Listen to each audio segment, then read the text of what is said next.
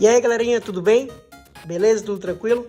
Gente, na aula de hoje, nós vamos estudar sobre os pré-socráticos, beleza? Olha, só pra gente lembrar que os pré-socráticos, eles viveram ali na Grécia Antiga entre os séculos 4 e 5 a.C., certo? E eles foram importantes nessa construção de um novo conhecimento, de uma nova era da filosofia, né? Eles são chamados de pré-socráticos porque eles antecedem quem? O mestre Sócrates, beleza? Então, eles antecedem Sócrates ali nesse pensamento. E por que que eles buscavam, como era o estilo de pensamento deles?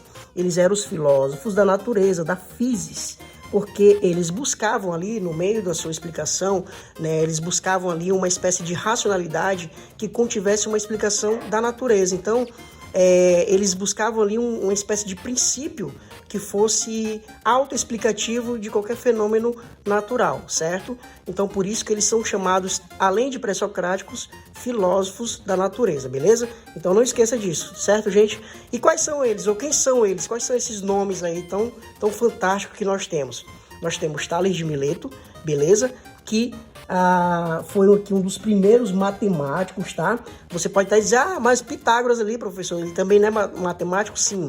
Só que o Tales de Mileto, ele também foi matemático, além de filósofo, certo, gente? Aquilo que eu já comentei com vocês, que todo filósofo, ele também, além de filósofo, ele tinha uma série de outros conhecimentos. Beleza? Então, Tales de Mileto é responsável pela criação do primeiro teorema, chamado de Teorema de Tales.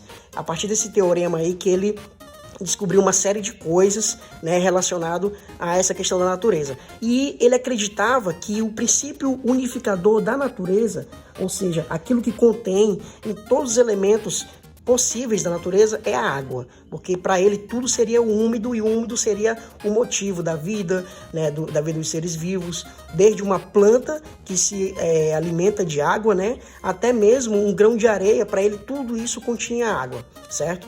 Depois nós temos o Pitágoras, que aí você já conhece esse carinha aí, né? Aquele lá da matemática do professor Gil, né? O famoso Teorema de Pitágoras, né? Então, esse cara aí, muito importante, tá? Ele que foi um dos criadores aí da seita Ofismo, que acreditava que a natureza tinha uma espécie de determinação de força maior. Ele acreditava que o número, né, esse número que contém todas as coisas, tudo é medido, tudo é quantificado. Para Pitágoras, isso seria o fundamento da natureza, beleza?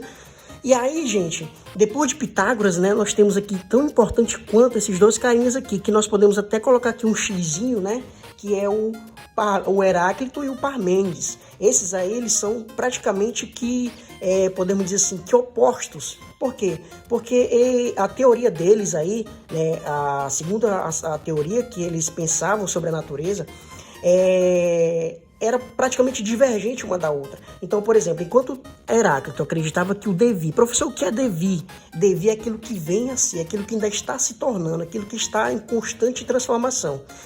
O Heráclito, ele acreditava que tudo na natureza não está pronto. Tudo é uma espécie de transformação. Então, né, para ele tem aquela famosa frase, né?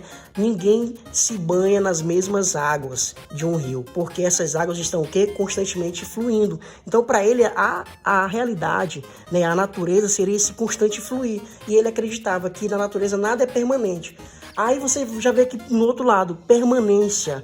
Por que eu falei lá no início que eles são opostos? Porque a ideia deles, enquanto Heráclito acreditava que o devir, essa mudança, é o fundamento da natureza, já o Parmênides, tá? O Parmênides aqui, ele acreditava que na natureza nada muda, tudo é estático, certo? Então, por isso que eles estabelecem esse conflito aí de ideias. Mas não quer dizer que ambas as ideias estejam erradas, tá, gente? É só uma espécie de, vamos dizer assim, de opinião de cada um, né? De fundamento lógico e de conhecimento de cada um, mas não quer dizer que eles estão errados. Então, aqui, enquanto Heráclito acreditava que a natureza está em constante mudança, Parmênides acreditava que essa natureza ela não muda, ela é um ser constante, certo? Então, só retomando, nós estudamos hoje sobre os pré-socráticos, tá? Eles são chamados de pré-socráticos porque antecedem a filosofia de Sócrates, tá? Eles também podem ser chamados de filósofos da physis, porque physis significa o quê? Natureza, né? Como vocês já viram, natureza. Então, segundo essa lógica aí, esses filósofos buscavam explicação para os elementos, para os fenômenos da natureza, certo? Então, quais são esses carinhas aí? Nós temos Tales, Pitágoras, Heráclito e Parmênides, tá? Tales pensa que o princípio de tudo é a água. Pitágoras pensa que o princípio de tudo são os números. Heráclito acredita que o devir, a mudança, é aquilo que é o que permanece na natureza. E Parmênides, né, acredita na permanência, no ser, nessa constância, nessa não mudança. Certo, gente? Obrigado e até a próxima aula. Tchau, tchau.